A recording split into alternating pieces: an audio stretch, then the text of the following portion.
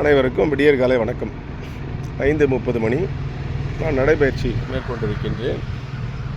இப்பொழுது என் மனதில் திடீரென்று உருவாகக்கூடிய சில வார்த்தைகளை எழுதி வைத்து பேசுபவன் நான் இல்லை என்பது தெரியும்.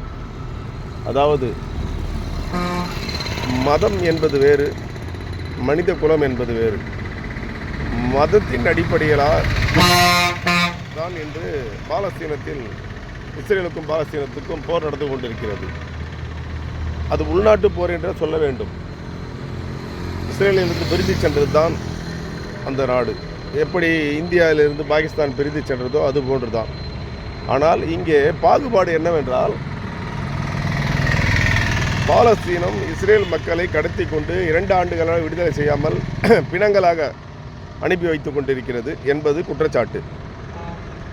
இதை அந்த ஜலஸ்ரீ என்ற அதிபர், பாலஸ்தீன அதிபர், மக்கள் நலில் அக்கறை இருந்தால் ஒரு உயிரும் அந்த குழந்தைகளை தூக்கி கொண்டு போகும்பொழுது நான் பார்த்தேன் டிவியிலே. மனம் வேதனையாக இருக்கிறது. அவர்கள் என்ன பாவம் செய்தார்கள்? இந்த தாக்குதலில் பலியாவ இதை தாக்குதலை நிறுத்தி சமாதான பேச்சு உடன்பாடுக்கு ஏற்பட்டு ஆயுதம் ஏந்துவது ஒரு நாட்டிற்கு, எந்த நாட்டிற்கும் உலக மக்களுக்கு சாத்தியப்படாது.